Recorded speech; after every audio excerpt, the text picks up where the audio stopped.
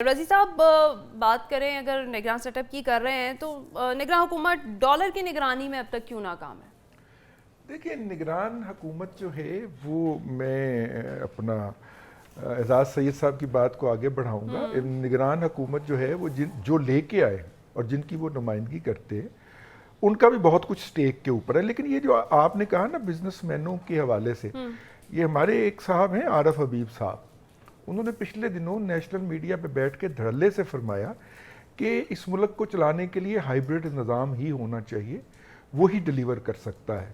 میرا خیال ہے کہ کوئی بزنس مین جو ہے اس طرح منہ کھول کے, اور وہ ان کاؤنٹرڈ گیا ہے, کسی نے اس کو کاؤنٹر نہیں کیا آگے سے, نہ اینکر نے اس پروگرام کے اندر نہ کہیں پہ, اور یہ ایک قسم کی اس ملک کو, اس ملک میں موجود جمہوریت کو, جمہوری اداروں کو یہ منہ بھر کے انہوں نے گالی دی ہے. پہلی بات.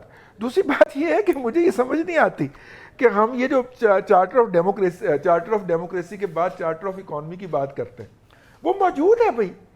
جو بھی پارٹی آتی ہے کیا وہ پہلے ٹیکس دینے والوں پہ ٹیکس نہیں لگاتی؟ جو بھی پارٹی آتی ہے کیا وہ $17.5 بلین کی سبسڈی اس ملک کی اشرافیہ کو فراہم نہیں کرتی؟ کیا وہ کسی پارٹی نے کبھی سٹاپ کرنے کی کوشش کی ہو؟ کیا اس نے کبھی ٹیکس نیٹ بڑھانے کی کوشش کی ہو؟ کاسمیٹک میئرز بہت زیادہ ہوتے ہیں بھئی. ایک قسم کی اکانومی کے اوپر انڈرسٹینڈنگ موجود ہے ہماری تمام پولیٹیکل پارٹیز کی, اور اب چارٹر آف ڈیموکریسی کیا چاہتے ہیں. اور اگلی بات یہ ہے کہ دیکھیے پولیٹیکل سٹیبلٹی کی میری بہن آسما داؤد نے بات کی ہے, آسما ودود نے بات کی ہے. دیکھیے جاپان اور کوریا دو بڑی مثالیں ہیں ہمارے پاس ریسنٹ پاسٹ کے اندر. وہاں پہ پولیٹیکل انسٹیبلٹی رج کے تھی, کوئی پتہ نہیں ہوتا تھا کہ صبح جو پرائم منسٹر شام کو وہ رہے گا کہ نہیں رہے گا. لیکن دونوں ملکوں نے اس پولیٹیکل انسٹیبلٹی کے درمیان ترقی کی, گریجویٹ کر کے ہائی ٹیک میں چلے گئے.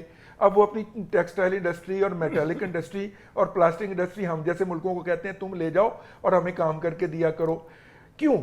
اصل میں انہوں نے اپنے ہاں جو ریفارمز جو تھیں, جو نظام کو بہتر کرنا تھا, وہاں پہ یہ نہیں ہو سکتا تھا کہ یہ سیکٹر نہیں دے گا ٹیکس, اچھا یہ بھی نہیں دے گا, یہ آدھا سیکٹر چینی کے اوپر آدھا سیل ٹیکس لگے گا.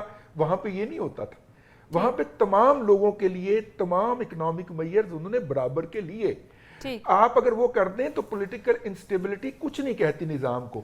لیکن جب یہ نہیں ہوتا, آخری بات چینی کی مثال دیکھیے, چینی کے لیے اوپر 3 میئرز لیے گئے. اس پہ پورا سیگمنٹ ہم ڈسکشن کرتے ہیں.